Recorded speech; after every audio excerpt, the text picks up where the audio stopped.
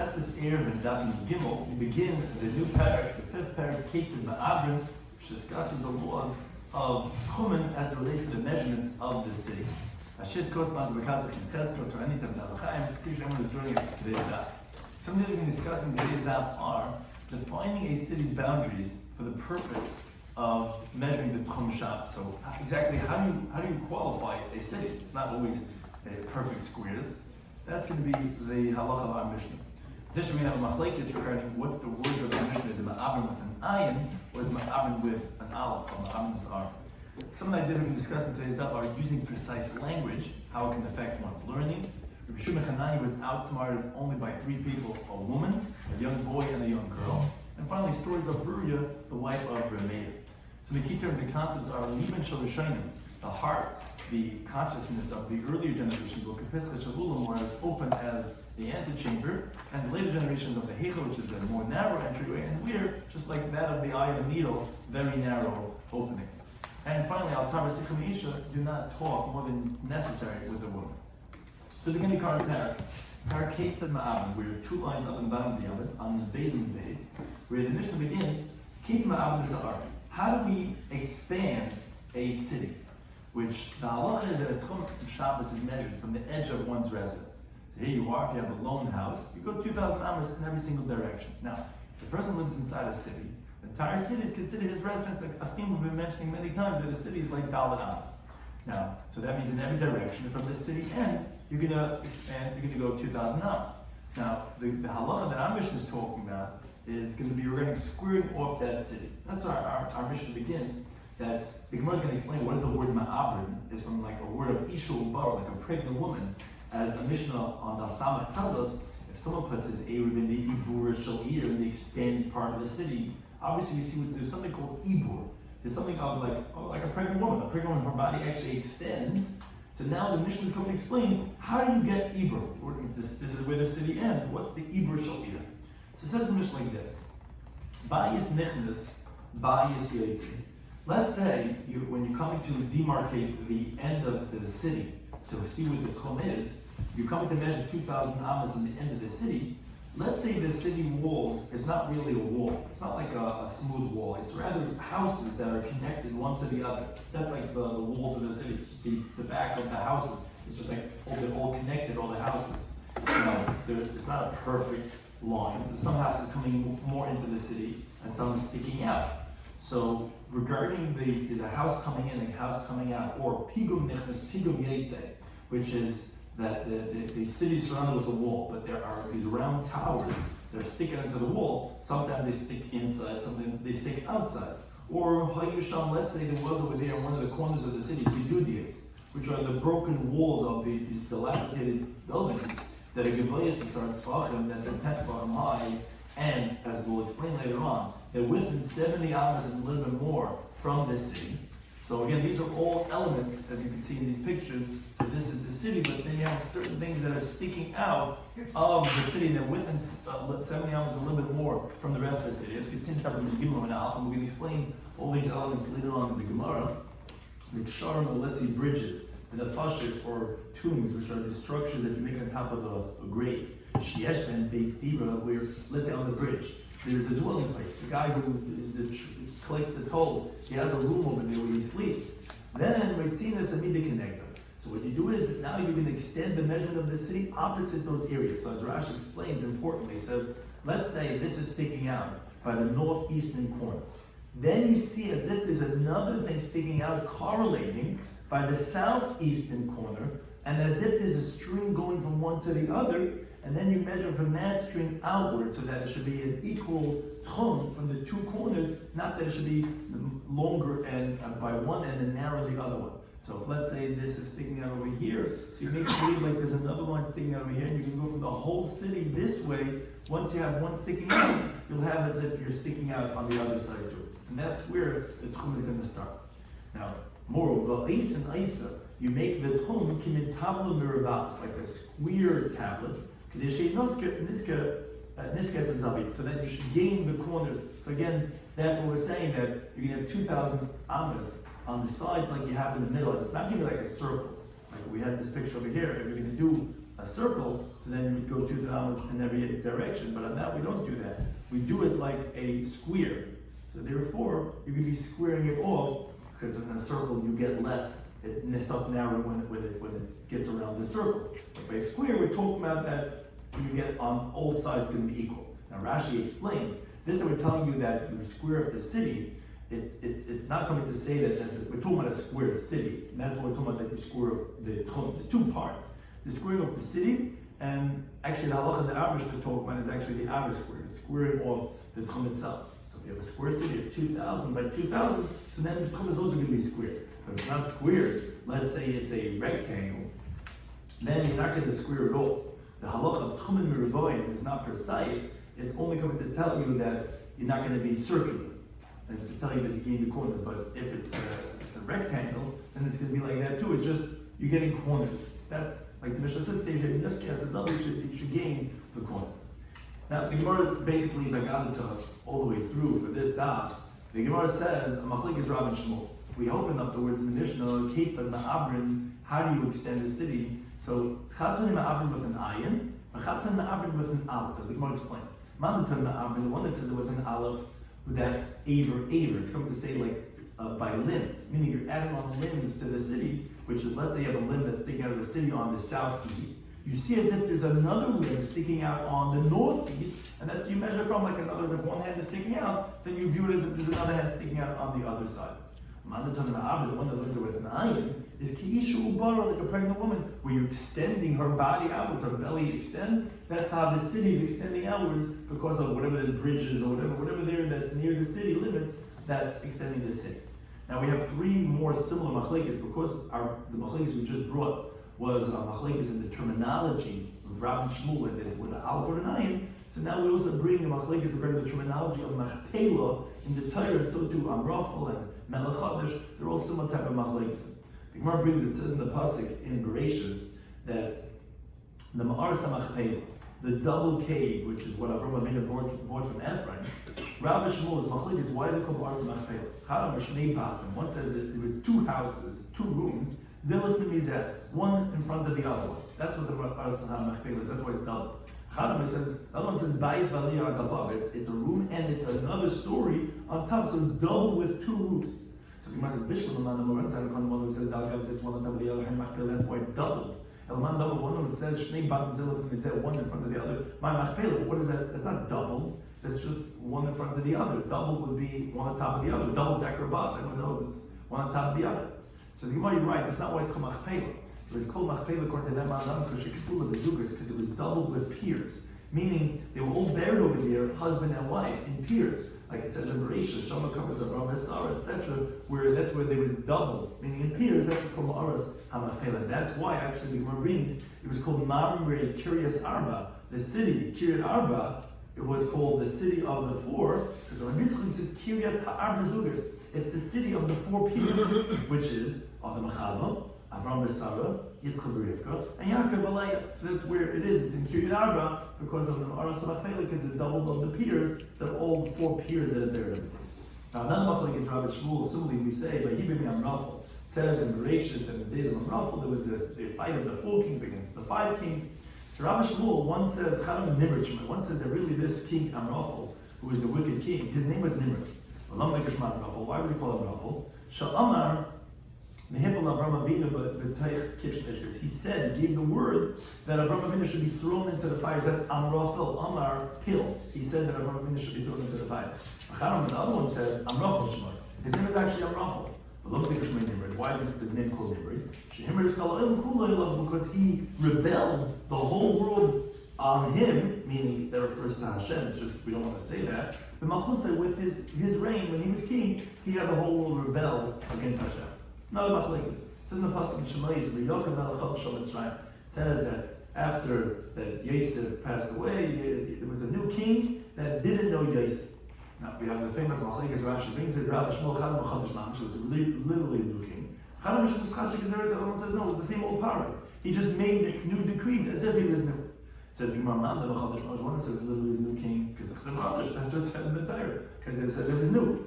According to the one that says that it was just that he made new decrees, is when the lake said Vayas. It doesn't say that this one died, and that this new one went and took over the place. So obviously it's the same old one, it's just that he renewed his decrees.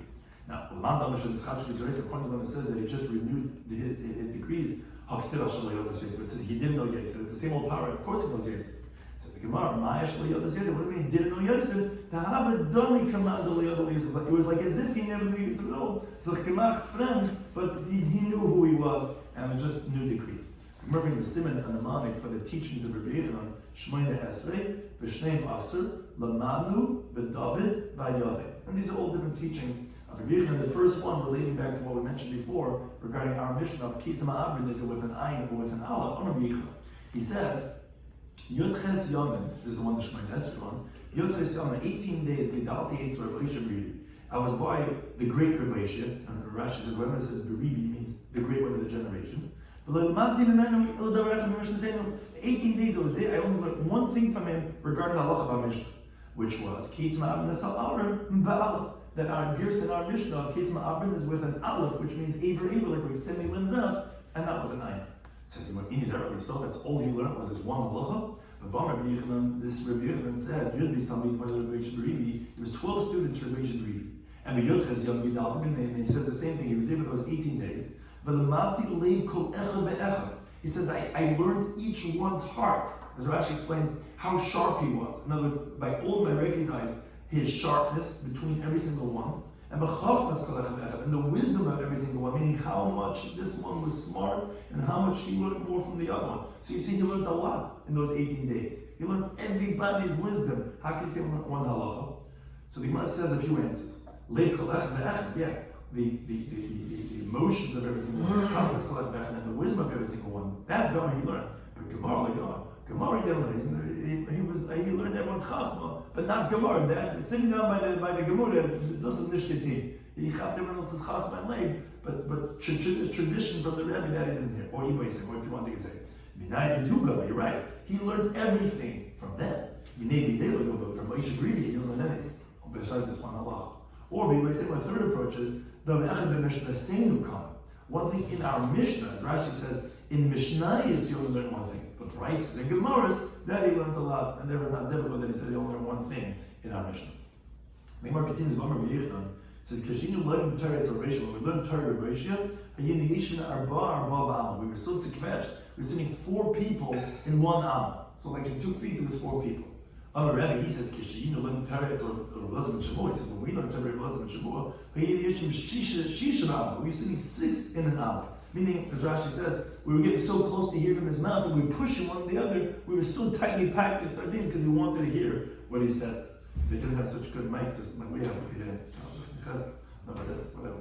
But Rabbi Yochanan, he says, he continues to explain Rabbi Shloimy, and his generation was Kremei B'Dayrei. Oh, yes. You can't sit 6 people in 2 hours and not shy. No, the Alte Dor Zog was Megatins. The Heilige Dogma versteht nicht, was man mal getan. No, the Moshe says that. Yeah, right. Very Shloimy B'Dayrei, very Shloimy when his generation was Kremei B'Dayrei, was like a man in his generation, which is Ma Kremei B'Dayrei, just like man in his generation.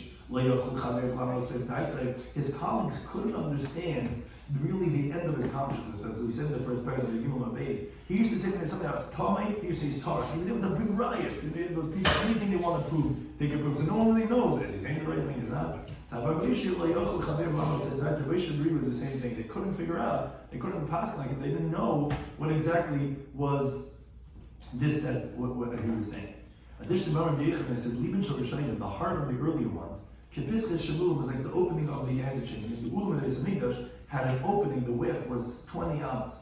Now, the Shal Chareinim, Kepischa Shalechel, the later generation, like the opening of the Hechel, which only opening of 10 amas. Va'anu and us, the later generations, and it's Kamei Nek, it was like the eye of a Mechet Tzedek is like a needle which is used to mend the whole tear in the garment, which is a very thin needle, and the eye of the needle is very, very small. That's how small is the opening of our heart, of our capacity to understand. As Gemara explains, who are these? Rishonim, the early generations of the Kiva. Achrein, the later generations, Rebbe and Shemua. Again, the others say, no, Rishonim, Rebbe and Shemua. We use that, from us, Right, that's all you need. Right, so. Right, and that's how we survive it. but it's very small compared to the early generations that they were so expansive according to our capacity. Or some say we show the early generations of less than Shemua, according to the later generations of Rabbi Shloimy. And we are, like again, like the eye of the needle, Amapai, it says Vanan, and Abai is even later generation, he says, and we are Kisirsa, we're like a peg that you stick in Beguda in a wall, that's a very small hole, and you're really able to push it in, the Gemara for Gemara. In other words, we don't even understand what we hear, just a little bit, and we're great there wrong. Amarabi says, Vanan and us, Kiatzbasa Bekira, we're like a finger in hard wax, that the finger can't really even get in over there, it just like sticks a little bit in, Lismara for logic. And Amar Vashi says, Anan, we are kids, boss of the beer, we're like a finger in the pit. Let's trick them to forget. In other words, just like a finger, it's very easy to go in and out of the pit. So to us, it's so easy to forget what we learn. Amar Yehuda Marav says, B'nai Yehuda, the people of Yehuda, of Judea, they're particular regarding their language, meaning to speak in a very clear and not unclear type of a way, as Gemara says regarding the people of Galil, of the Galilee. So in this kind of Torah, so therefore their Torah was maintained in their hands. But they a little bit in the Galilee, they weren't particular how they spoke. But in this kind of Torah, so their Torah was not maintained by that. So I think about meaning pay the time. Also, what does your remembering and learning have to do with being particular? Ella says Gemara, no. B'nai Yehuda did Daikilishna in Yehuda, where they were very careful with their words, meaning to review what they heard with the same words that they had learned from their teacher. And because they used to learn orally, Balpeh, one teaching after another teaching, and additionally, they would also give signs one after the other to remember. Because of that, they were precise with the words and they knew how to give different types of mnemonics to remember it and not to forget. The sky and Torah from the other, therefore the Torah was maintained in their heads. But the Galilee, the Leidai tradition, they weren't so precise with the words they were using. They would change the words, let's say they heard from the Rebbe one word, they would use a different word. And they didn't use mnemonics to remember exactly what it was. But in the sky and Torah from the other, their learning was not maintained in their heads. Or another interpretation, the Yehuda Garam Chadrab, they learned from one Rebbe. The sky and Torah from the other, so their Torah was maintained in their heads. The Nekel, the Galilee, they didn't learn from one Rebbe, and as Rashi explains, so you would hear from one Rebbe one way, you would hear from another Rebbe a different way. Now, although they're really teaching the same halacha, but the difference of the words would confuse them and make them forget their learning, so learning the Shem Torah and the other, so therefore their learning was not maintained in their heads. Or, a fourth interpretation, Vinam, he says, B'nai Yehuda, the people of Yehuda, the Gol B'Sechel, that means either that they taught others, or it means they would explain, they would have clarity and precision to get to the depth of what they were learning until it was understood by them. Then the Shem Torah, therefore the Torah was maintained by them. But make a little bit that they didn't really clarify, they didn't really explain the learning that they learned. The Masechta, like the Shem Torah and the other, therefore the Torah was not maintained by them. As the Gemara illustrates, David Gal Masechta, David HaMelech, he did this in the Gal Masechta, and Shaul the Gal Masechta, as the Gemara explains. David the Gal Masechta, which either, because Rashi says in the Gemara Brachas at the beginning of Talmud Aleph, you have both the pshatim of what Gal Masechta means. First of all, he was young with Torah, he toiled in Torah to get to the depth, and he was also a Meir Haras. He was limited to Torah Lachem, he taught others. As the Gemara says over there, he says, my hands were dirty with the blood of the dam, of the embryo, to see if a woman comes tummy or not. And he would say, oh, my Rebbe gave me questions, did I judge appropriately, did I not? So he was young with Torah, his Meir Haras. So Ksiv Bey, Mahimah says, the Baskin Tillim, Yire'echa Yeruni. Those that fear you will fear me, b'yismachu, and they'll be happy. Meaning, why are they going to be happy? Because his teachings are going to be precise. What's usher is usher, what's mutter is mutter, and that's why we say that they pass in halacha like David HaMelech. Shaul, the Legal Masechta, but Shaul who didn't do this, either again that he didn't teach others or he didn't get to the depth of the understanding. Sibbe Baramim says about some small aleph, which the gear says, wherever he's going to turn as we tint him in days, Yarshia, he's going to be wicked, meaning, as Rashi says, he did not merit to have the halach to rule like the halach. Now, parenthetically regarding Shaul, another teacher from Yechon, it says, how did HaKadosh Baruch Hu forgave Shaul regarding that sin, regarding that he had the city of Noid, the Ira, come and killed out? Shaul, it says in the Pasuk, Shmuel told Shaul, when he brought him up with the woman that was the necromancer, something of a kisher, he brought him up from the dead, So Shmuel said to Shaul, tomorrow he was telling me that he was going to die, but he told him, Ato v'ncha imi. Tomorrow you and your son will be with me. What does it mean with me? Imi b'mechatzasi, me with me in my partition, meaning you're going to be in Gan Eden, you're going to be with the tzaddikim. And therefore we see that he was forgiven for that sin. Now, continuing regarding what we said in Amen Aleph, Omer Baba, he says, says about if someone asked the people of Yehuda, the Daiki Mishnah, that they're very precise regarding the wording, and they're going to ask you regarding the halacha of Mishnah, of Ma'abrin Tanan, is the Girsa with an Aleph, or Ma'abrin Tanan, or with an Ayin, or Akuzu Tanan with an Aleph, or Akuzu Tanan with an Ayin, which refers to Gemara B'chayres of Memram and Aleph, and it talks about the blemishes of a carbon. Where if let's say the animal only has one testicle, it's considered a blemish. The Kira says, no, you know what you do? You put the animal on its hind, on its back, and you squeeze it. If one testicle comes out, then if there's another one, it will ultimately come out. So is it with an aleph or an ayin? If you ask the Bnei Yehuda, Yadi, they would know. But the Gemara actually says, no, Shelinu, they actually asked the Bnei Yehuda what the gear says. And you know what they said? They said, there are those who say with an aleph, and there are those who say it with an ayin. And also, the same thing is, meaning they were that precise, like they said, like exactly, that's how they say it. Continues the Gemara. What is this example of that the people of Yehuda, they were very precise with the words that they used? Says the Gemara, the who by Yehuda, the Amalek, there was a certain person from Yehuda that said to the people, he says, Talis Yeshli Limker. He says, I have a talis that I want to sell. So Amalek, they said to him, my Galvin Talis, what's the color of your talis? So here how precise they are. Amalek said to them, Kitradin Ali Adam. It's like beads on the ground. As Rashi explains, it was greenish, like the color of a vegetable on the ground. That's how precise he was in saying the color of his talis. Now, the Negalo, the Loidai Commission on Maya, says, what are the people of the Galilee that are not precise with the words that they use? Says there was a person from the Galilee, now the cause that was going, but he was telling people, Amar Laman, Amar Laman. Now, as Rashi explains, he wasn't so clear the way he was talking. He was talking with like what's called a soft lip. And he wasn't enunciating appropriately, and it wasn't recognizable. Was he saying Amar with an ayin? Was it Chamar with a ches? Or was it Imar with an aleph? So they said to him, Galila Shaita, you fool, you Galilee. What do you want? Chamar l'mirkav, do you want a donkey to ride on? Or Chamar l'mishti, or do you want wine to drink? Or Amar l'milbish, do you want wool to wear to make garments? Or Imar l'skasod, do you want a sheep to slaughter? Meaning, they're not precise how they talk, and therefore they couldn't figure out what it is that he wanted. Similarly, says the Gemara, there was a certain woman. The boy l'mem, get ready, this is for the blogs. The boy l'mem l'chaverta, that wanted to tell her friend, Toy, come here, that I want to give you milk. No, she wanted to tell her, boy, come here, I want to give you milk.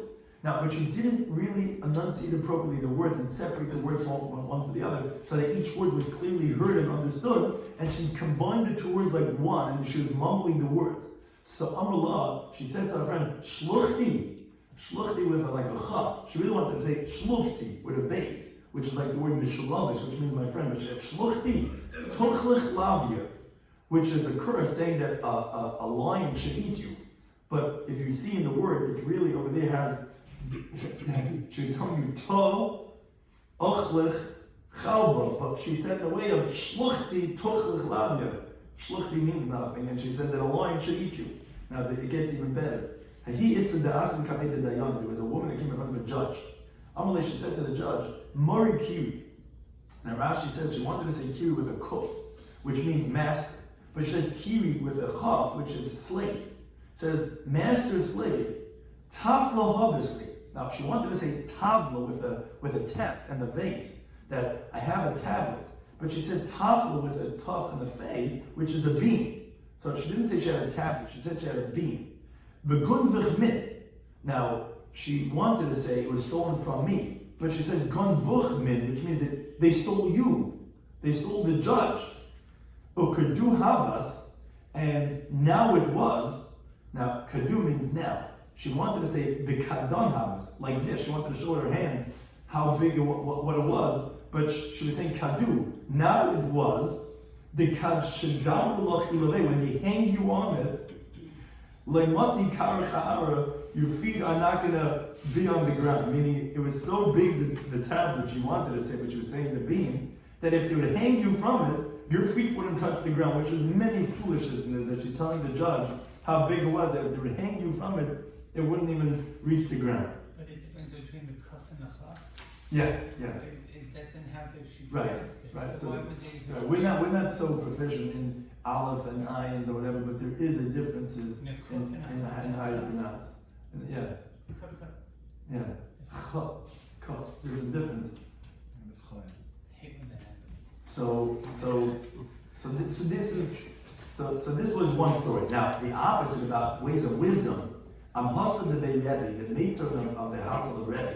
When she would speak with wisdom, she would speak like this. She would say alas, which is a ladle. It's a type of a vessel that you draw the wine from the barrel and you put it into the cups. Nokfas baba. It's banging into the jug. In other words, the wine has already been used up. It's touching the bottom of the barrel. So Yidun Nishraya Likanan, let the eagles fly to their nests. In other words, let the students go to their house. In other words, the meal is over because no more wine. In other words, they would speak with wisdom, poetic. Now, when she wanted them to sit down, that they're starting the meal, she would tell them, Yade Basar Chaverta Mina. Let's remove a piece, Yade means remove Basar, a piece of Chaverta Mina from the other one, meaning remove the lid of another barrel so that we're going to pour more wine. And let the ladle float in the barrel. Meaning it will be floating because there's a lot of wine over here. Like a ship that goes in the sea. Again, a very poetic way of saying what they're trying to say. He would speak in this wise type of terminology, and he was also doing it in a way that other people shouldn't understand what he was trying to say. Amar, he said, Asuli shur b'mishpat. Make for me an ox in judgment. Now, what he was really alluding to, says Rashi, was he really wanted beets, which is turabin. Tur din. Turabin is tur din. Now, the Aramaic of shar is tur. Mishpat is din. He was saying, make for me an ox in judgment was to say, make me beets. Tur din. That's when I was younger, I used to sign my name. I didn't want people to know. I used to write Har Mishachar, because that's Har Mishachar. Who's Har Mishachar? Schwartzberg. Black Mountains. I used to listen before I knew the Gemara, even I was also at B'lashon Chachma. Har Mishachar. I know my past cousin when I was younger. But make for me an ox in judgment was really Turadin, Turadin. He wanted now, and he would say, make for me these beets, this ox in judgment, Betur Miskin, in a poor mountain. He wanted the beets with mustard. What's a poor mountain? Chardal. He wanted beets with mustard, and he was saying, make for me an ox in judgment on a poor mountain. Don't do this at home, Mich, when you're going home. Don't tell your wife you want an ox in judgment when a poor mountain. Now, when he would ask by his host, meaning he would ask passerbys regarding the host that they stayed, Amar he would say like this, Gvar plum dain chai, the man of this mouth, is he living? Because as Rashi says, Gvar is ush. Ush pizu chai, ush is like ish, that's a gvar, is a man. Pum is like pi, and din is like this. In Aramaic, din means this. So he was basically saying ush pizin, which we know is ush pizin. We're going to have the sukkah, that's the host. Is he chai? Mazu toviyesh. What's this good that there is? In other words, how good is it for him? How's the host doing? That's how he would say it. Now, Rebbe Vo, he would speak in this wise type of wording. He would say like this: Esrigu lepuchamin, make fire up the coals to be red like an esrig.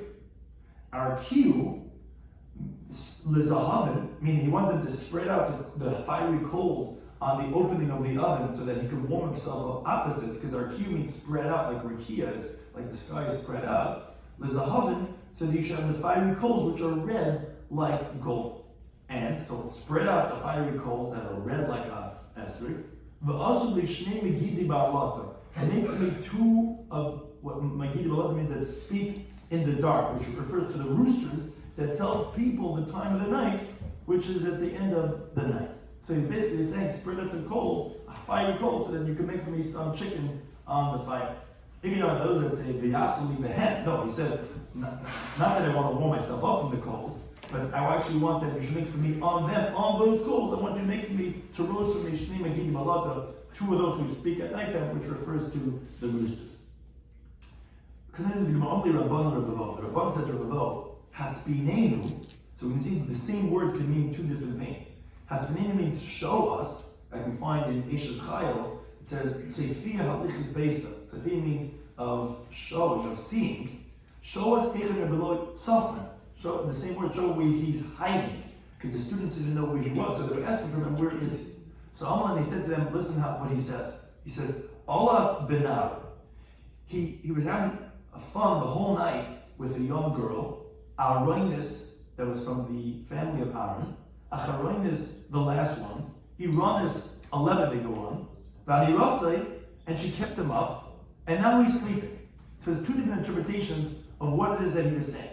Amrullah, some say it was an Isha, he was talking about a woman, meaning, when he said that there was a young girl that was not Aroinis, then she was a Bas Klein. Acharoinis means to say his first wife had passed away. This was his later wife, his second wife. Ironis was that she was someone with charm, and she was sharp, like a lebedigger one, and she kept him up. He couldn't sleep the whole night. She kept him up, and therefore now he's sleeping. Some say no, it was referring to a mesechta. What does that mean? Aroinis means to say from Seder Kaddish, which is the service of Aaron and his children. Acharoinis means to say that he finished the last one and he started this one. Ironis, a lebedigger means that it was very deep and very difficult Gemara, and it keeps up those who are learning it. You simply can't go to sleep because they've been with that. Therefore, now he's sleeping because he was up all night learning Seder Kaddish.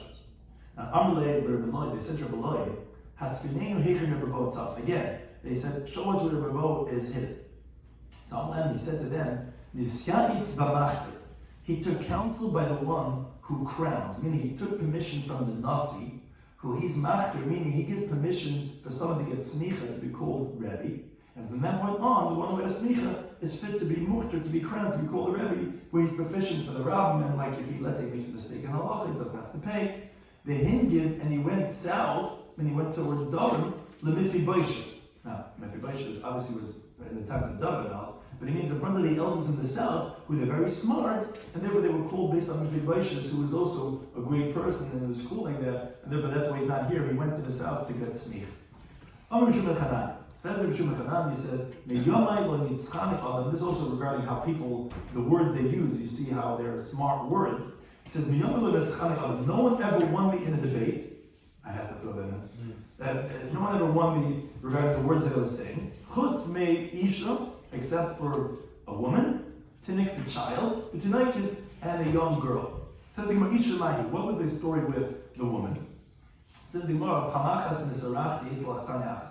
One time I was staying at a certain hostess, and Asli Pilot, day one she made me beans. I ate up all the beans. I didn't leave over any of the beans. Shnia, second day, I didn't leave over any of the beans. The Yom Shlishi, on the third day, the melach, she so to speak burnt it with salt. She put in way too much salt. Kimsh ta'amti, once I tasted, mashach yodman. So I pulled my hands back from it. I didn't eat the beans. Amrli, she said to me, Rabbi, why aren't you eating? I said to her, I already ate earlier in the day. So Amrli, she said to me, you shouldn't eat so much of that bread. That's why you don't have an appetite to eat dinner now. So then only she said to me, Rabbi, maybe it's because you didn't leave over from the earlier dishes you ate on day one and day two. Didn't the sages say, you don't leave over any of the end of the pan, meaning when the shamash, when the waiter, when this woman, the hostess, is pouring from the pan into the plate. It's not customary to leave over from the pan anything for the hostess, for the waiter. But you're supposed to leave over a little bit at the end of your plate, and then when you give the plate back to the waiter, then the waiter will have something to eat. And you didn't leave over any of the food. Maybe that's why you're not eating tonight, to make up for the leftovers that you didn't leave me, and they wanted to. In other words, she won him in this argument by saying, like, why aren't you eating now? Oh, because really you were supposed to leave over from your plate. They won and day two. Says the Gemara, tonight is Mahi. What's the story regarding the young boy, of the young girl? So it says the Gemara, because Pamachas is Malach Baderach. One time I was going on the road, But he said, Derech of Eretz Pasadim. And there was a road going through a field. These Malachman was going on the road. Amali to make his acha. So the girl told me, Rabbi, my teacher, isn't this a field? So Amarti said, no, but isn't this a path that people use?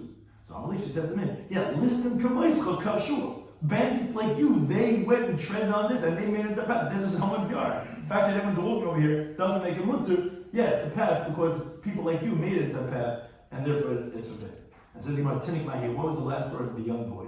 So he says, one time I was going on the road.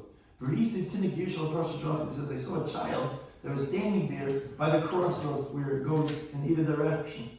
I said to him, look, what's the road? What's the way to get to the city? I see you go to right, you go to left. Amali said to me, Zu Kutsar Varucha. This path is short but long. The Zu Arucha Kutsar. And this was long and short. And then he Chabad Chassidim, they know in the Shabbat and the Tanya, it says Dech Arucha Kutsar. What does it mean? There's one that's short and long, there's one that's long and short. So it says, well, after Kutsar Arucha, it says, I went to one that's short and long, because that's the shorter one. Once I got to the city, I said, I said, I saw they were surrounded with gardens and orchards. I couldn't get in. So I came back. I said to him, you said that was the shorter one. He said to me, but didn't I tell you that's the one that's even longer? Because, yeah, it's short, but you're not going to be able to get in. You're going to have to come all the way back around. No one's arucha, it's longer, but it's kitzar. I kissed him on the head. I said to him, Yisrael, praiseworthy are you, the Jewish people, you're all wise people, from old until you're young. Now the Gemara concludes with two incidents regarding Beruria, also regarding a person's speech. Rabbi Yisrael clearly had a Ka'azim going on the road. He encountered Beruria, who she was the wife of her mayor, the daughter of Kanina Metradim. Allah, he said to her, what way can you get to Lud? He wanted to get directions. She said to him, Galili Shaitis, Rabbi Yisrael, she said, you foolish Galilean. Didn't the sages say in the Sefer you shouldn't increase your speech with a woman? You should have said, in which way is to Lud? You said 2 extra words. You're a foolish Galilean that you're talking with a woman. Another story the Gemara brings Beruria. She encountered that student, she was learning quietly. Silently, says the Gemara, bunch of it. She kicked him. She said to him, doesn't say Shmuel Beis, Aruchla Bakoil, arranged with all, Ushmura and secure. What does that mean? If it's arranged in all your 248 limbs, meaning you're saying it you're saying it with all your body, you're screaming out the words of the Gemara, but not silently, then it's protected.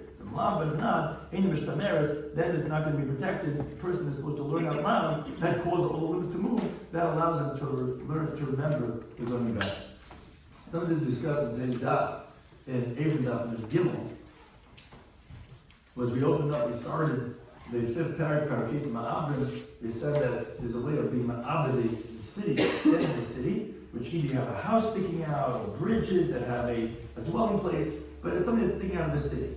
So then we said that the measurement comes out opposite, like a square tablet. So if you have a city and you have a house sticking out over here, so you make a line over here that the whole city is coming out. And we have machlokes in the Gemara, is ma'abed with an aleph or is ma'abed with an ayin. If it's ma'abed, it means that there's like limbs sticking out. Like we said, if a limb's coming out over here, you're going to view like as if another limb's coming out over here. Or ma'abed, like a pregnant woman, which extends outward. Then we had Ma'aras and Machpelah. Why is it called double? Either because it was one on top of the other, or because it was double with the piers. And that's what's called Kiryat Arba, of the 4 piers that were buried over there. Amrafel, even because his name was Nimrod, but he was Amar, the Hitler, he said that Ram Avinu should be thrown into the fire. Or actually, his name was Amrafel, but he was called Nimrod because he was Nimrod. He had the whole world rebel against HaKadosh Baruch Hu. And it says there's another Chadash on Mitzrayim, either literally, or it was just renewed Gezeres. And this is Rabbi Shloimy that says, I don't know from Reish L'Ribi, only there's one halacha ma'abed with an aleph. Yes, Ayat says he learned all these other things. Yeah, because he didn't learn Gemara. That's what he didn't learn. He just learned the lave of all the Talmidim. Or, no, you're right, from the Talmidim he learned, but he didn't learn from Rabbi Shloimy. Or, when he said he didn't learn, one thing was regarding Mishnah, but embracing Gemara, so he learned many different things. And then we said the earlier generations was like the opening of the ulam, the later ones like that. The heichan us were like the eye of a needle, and then even later we're like literally like we could barely get our finger into the hard wax. The people in the Gali were not precise with their words, and therefore their Torah was not maintained by them. Whereas those in Yehuda, they had one rabbi, and they were Megala Masechta, and they put Simonim, and they reviewed in the same words. So to David was Megala Masechta, and David Halacha was like him. And when the Yehuda, we said that we see where the precise the words he said. When he said what talis is, he said like beads that are on the ground. He was giving such precise regarding the colors that he was getting.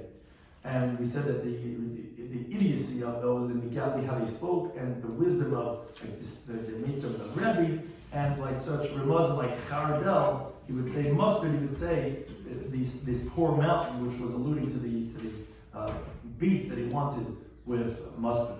And Rabbi Shloimy said, "Look, it's coming other besides the story with a woman, which regarding not leaving over any of the food, and the child regarding what road, and Tonikas regarding the path that it was taking." We have two stories with Perugia regarding proper speech, and one should not speak too much with a woman, even with 2 extra words, and also when one is learning, one should say his learning out loud. Thank you for any time also.